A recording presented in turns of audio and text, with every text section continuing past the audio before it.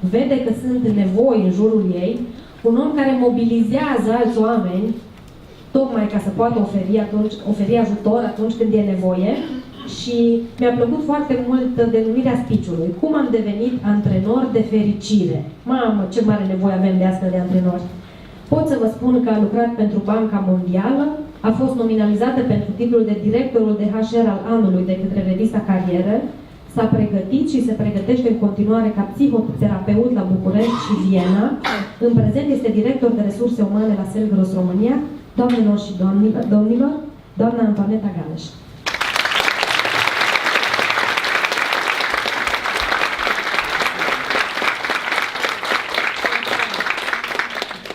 Cu microfoanele. Sunt extrem de onorată să mă aflu aici. Sunt Toni pentru cunoscători și am venit să vă vorbesc despre fericire. Deopotrivă curaj și aroganță, ați putea spune, însă nu mă aflu aici să vă dau dumneavoastră lecții. Încerc să vă povestesc experiența mea personală despre cum am devenit eu antrenor de fericire, ce înseamnă pentru mine acest lucru și de ce pot să fac asta pentru mine și pentru ceilalți. Fericirea este un concept extrem de personal. La o simplă căutare pe Google apar peste 1.700.000 de rezultate. Pentru happiness, în limba engleză, apar peste 77 de milioane. Dificil este pentru fiecare probabil altceva. Pentru fiecare este o altă definiție. Pentru mine, fericirea este o stare de a fi. Este o stare de bine, o stare permanentă, care se poate manifesta și în prezența oricăror emoții, oricât de pozitive sau oricât de negative. Matteo Ricard este un fost biochimist, acum călugăr budist, și care spune că starea de bine sau starea de fericire este ca adâncimea unui ocean. Emoțiile sunt valurile care se petrec la suprafață. Mai am o poveste persoană foarte frumoasă. Un padișah cheamă la el odată pe un înțelept și îi spune să-i scrie ceva pe un inel care să fie valabil și atunci când are o mare bucurie, dar și atunci când este măcinat de tristețe. Și atunci când câștigă o bătălie, dar și atunci când pierde. Înțeleptul s-a întors și inscripția de pe inel era: toate trei.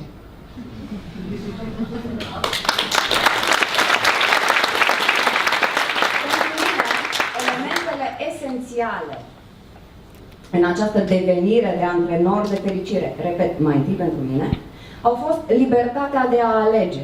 Libertatea de a alege înseamnă că am eliminat de foarte timpuriu cuvântul trebuie din vocabular. Nimic nu a trebuit. Consider că mai este totuși ceva. Singurul lucru pe care trebuie să-l faci, trebuie să mori.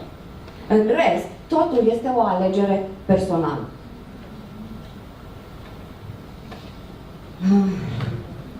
Acum am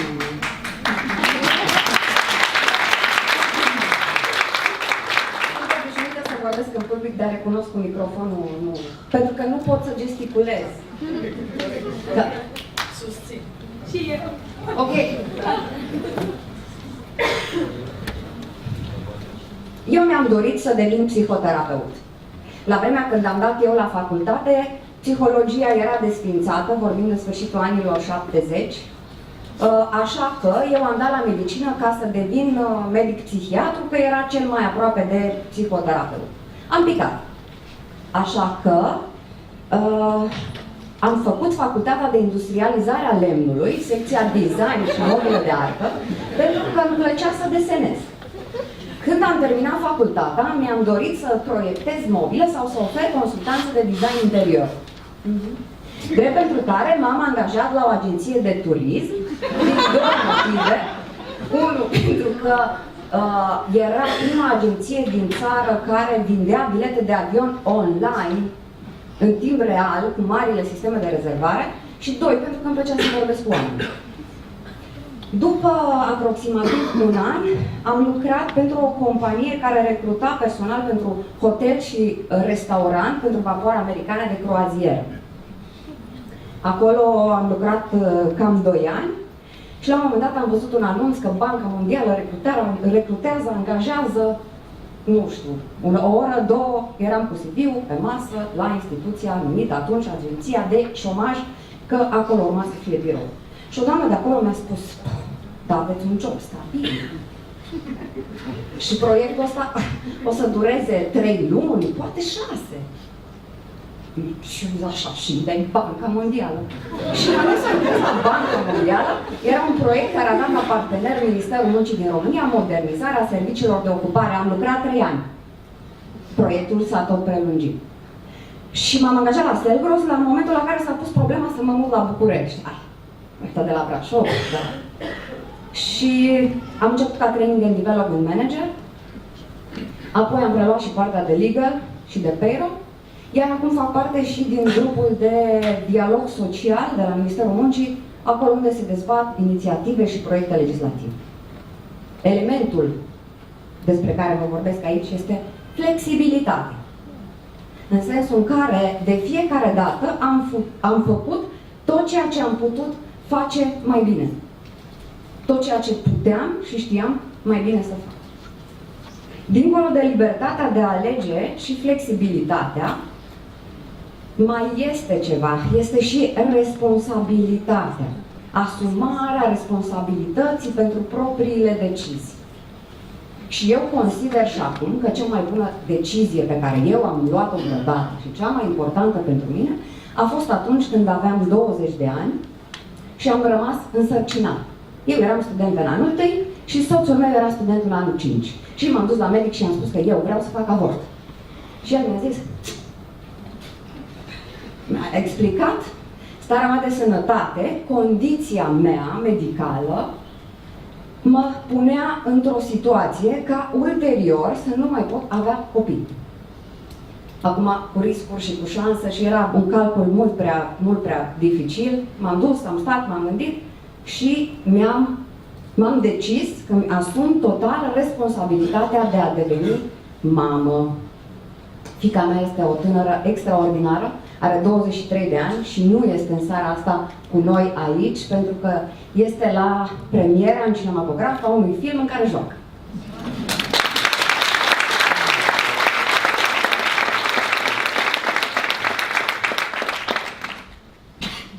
Am muncit foarte mult, enorm. Dincolo de asta, mânată veșnic de curiozitate, am învățat, am făcut programe de formare, am livrat programe de formare, am învățat mult și pentru mine. Și am publicat primul roman în 2008, în 2010 am scos un volum de poezii și am învățat pe propria piele, ceea ce Ruxandra a reușit să învețe pentru că i-au spus ceilalți. Am făcut un burnout. Mi-am luat pauză 3 luni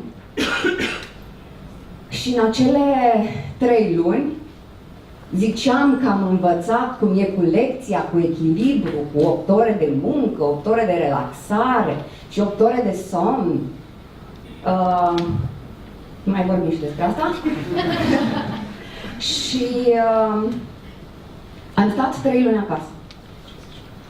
În momentul în care mă întorceam la birou sau știam că mă întorc la birou, mi-am dat seama cât de multă bucurie îmi face că mă duc, că sunt oameni pentru care însemn ceva, oameni la care pot să contribui, oameni pe care pot să-i ajut și atunci am descoperit sensul. Am primit un cadou fantastic anul acesta când am avut lansarea celui de-al 3-lea roman la București. A venit o fostă colegă, a lucrat la noi mai întâi casier, apoi asistent în achiziții și acum coordonează partea de vânzări și achiziții într-o firmă importantă în București. Și mi-a spus, mi-a mulțumit că eu am primit-o pe când ea era doar casieră și am stat de vorbă cu ea timp de o oră despre proiectul ei de diplomă. Mi-a mulțumit foarte mult pentru un astfel de cadou. Eu uitasem.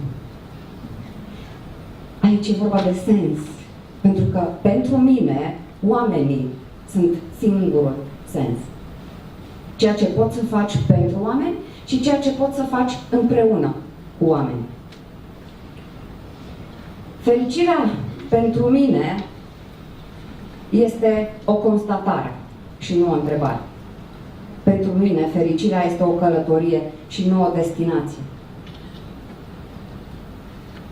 Pentru mine, fericirea în niciun caz nu este un scop.